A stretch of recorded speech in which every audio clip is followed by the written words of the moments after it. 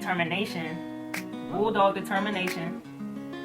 Where am I? His persistence with a single desire was destined to mow down all opposition and bring him the opportunity he was seeking. When the opportunity came, it appeared in a different form. And a lot of times, I hear people say this, which is, I feel is so true. When we ask God for a blessing, it's not that he didn't answer us, or like he's gonna always answer, whether it be the answer we seek or whether the answer we kind of don't want. But it's like, say you're looking for a new job, you ask God for a new job, he's gonna grant you that new job, but it might not be right away. He has to develop you for that position, and that's what I felt. What I get it. All right, y'all. So we about to go through. We on page 2 right now of this Think and Grow Rich book. The first one is on my other page. I still have to upload it on YouTube and upload it on my main page. Also, my backup page is Temi_music, TEMII_music. So, yeah, let's get it.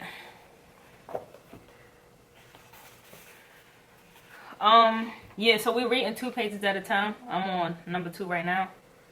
Actually, page 3. So we're going to do 3 and 4 today. And we're going to talk about it.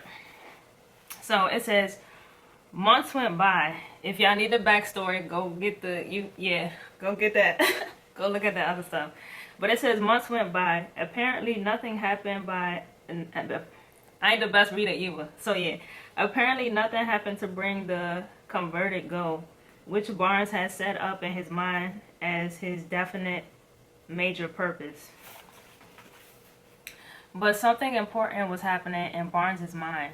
He was constantly intensifying his desire to become the business associate of Thomas Edison.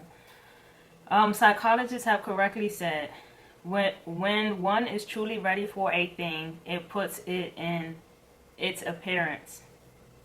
Barnes was ready for a business association with Edison.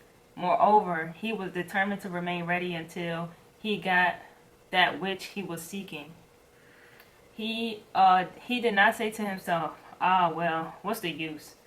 I guess I'll change my mind and try for a salesman's job. That's when we all like to settle.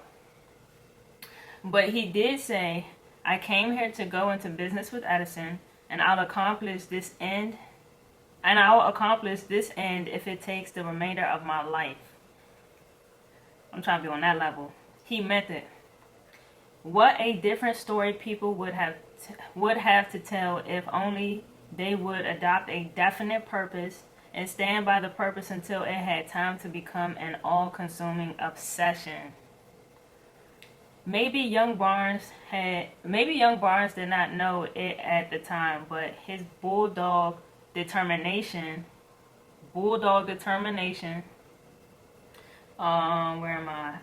his persistence with a single desire was destined to mow down all opposition and bring him the opportunity he was seeking. When the opportunity came, it appeared in a different form. And a lot of times, I hear people say this, which is, I feel is so true. When we ask God for a blessing, it's not that he didn't answer us, or like he's gonna always answer, whether it be the answer we seek or whether the answer we kind of don't want. But it's like, say you're looking for a new job, you ask God for a new job, he's gonna grant you that new job, but it might not be right away. He has to develop you for that position. And that's what I felt, what I just read, that's what I felt. That's an example. When the opportunity came, it appeared in a different form and from a different direction than Barnes had expected. That is one of the tricks of opportunity. It has a sly habit of slipping in by the back door and often comes disguised in the form of misfortune or temporary defeat. Perhaps this is why so many fail to recognize opportunity. This book, y'all. Anyway, Mr. Edison had just perfected a new office device known at the time as the Edison dictating machine, later called the Ediphone. His salesmen were not enthusiastic over the machine. They had not believed it could be sold without great effort. Barnes saw his opportunity.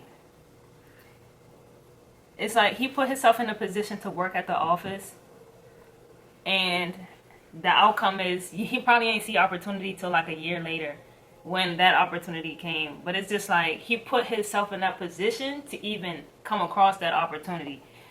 And it said it had crawled in quietly, hidden in a queer looking machine that interested no one but Barnes and the inventor.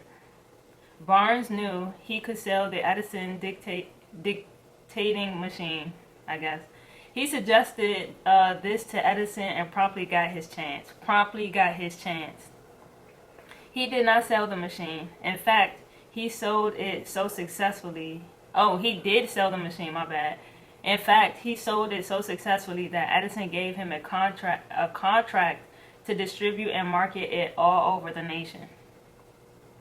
Out of that business association grew the slogan, made by Edison and installed by Barnes. This business alliance made Barnes rich in money, but he accomplished something infinitely greater. He proved that one really may think and grow rich.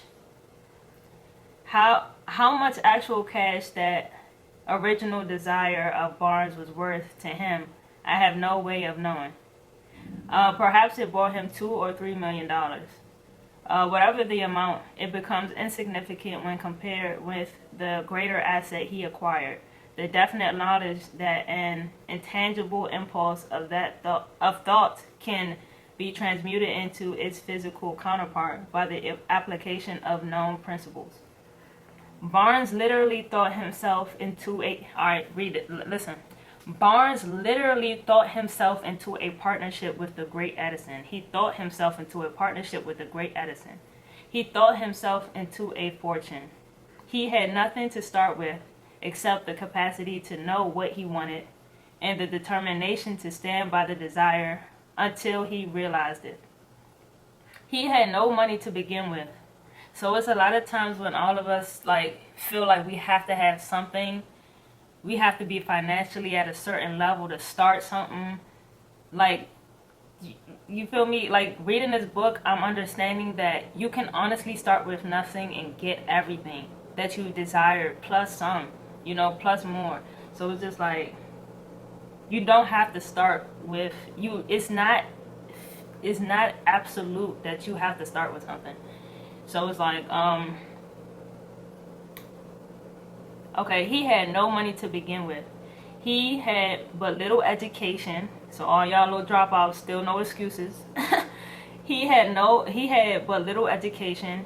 He had no influence, but he did have an initiative, faith, and the will to win. Initiative, faith, and the will to win. With these intangible forces, he made himself number one man with the greatest inventor who ever lived. Now, let us look at a different situation and study a man who had plenty of tangible evidence of riches, but lost it because he stopped 3 feet short of the goal he was seeking. And that's going to be on the next episode. That's like a cliffhanger right there. But yeah, I think overall it's a good book, man. It's a great book. It's a lot to learn. I had more to talk about pages 1 and 2, but in this, it's really nothing to break down. It kind of tells you plain and simple, openly what's going on. And I feel like all of us who are striving and need that motivation, this is a great book. But if you're not a reader, let me go ahead and do that for you. You hear me? So yeah, till next time. Peace.